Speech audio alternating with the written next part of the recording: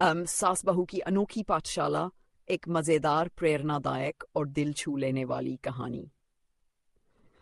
जयपुर के एक छोटे से मोहल्ले में रहने वाली सावित्री देवी और उनकी बहू निशा की नोक-झोंक पूरे मोहल्ले में मशहूर थी।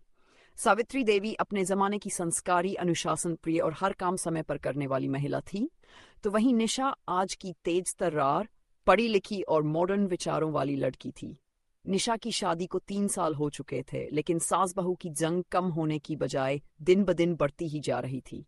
कभी खाने में नमक कम होने पर बहस, कभी कपड़े सही से न सुखाने पर शिकवा, तो कभी टीवी के रिमोट को लेकर महाभारत।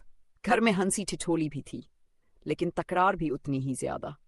पति राहुल और ससुर शरद बाबू इस रोजाना की तू मैं से तंग आ चुके थे। कहानी की शुरुआत।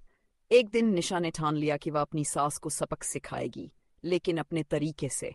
उसने एक योजना बनाई और अपने पति राहुल से बोली, राहुल, अगर मैं तुम्हारी माँ को बिना झगड़े के बदल दूं, तो क्या तुम मेरी एक बात मानोगे? राहुल चौंक गया, फिर मुस्कुराते हुए बोला, अगर यह सच में हो गया तो मैं हफ्ते भर बर्तन मांज दूंगा।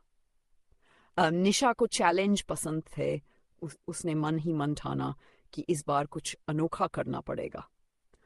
अगले दिन सुबह निशा जल्दी उठी और अपनी सास को चाय बनाकर दी।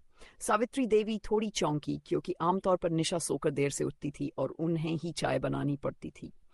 सावित्री देवी ने ताना मारते हुए कहा, अरे वाह, आज सूरज पश्चिम से निकला है क्या?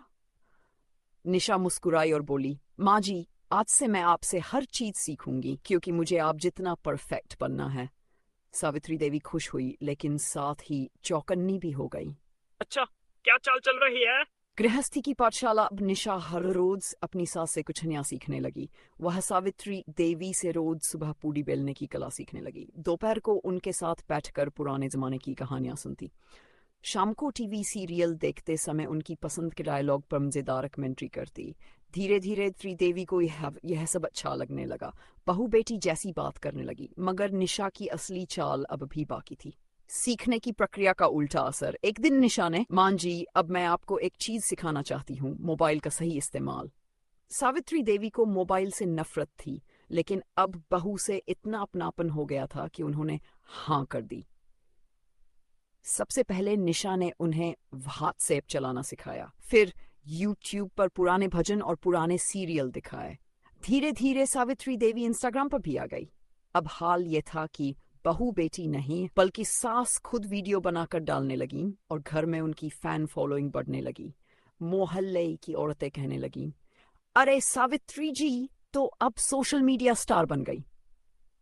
पलटवार और सबक। निशा को अपनी जीत पक्की लग रही थी, लेकिन अगले दिन कुछ अजीब हुआ।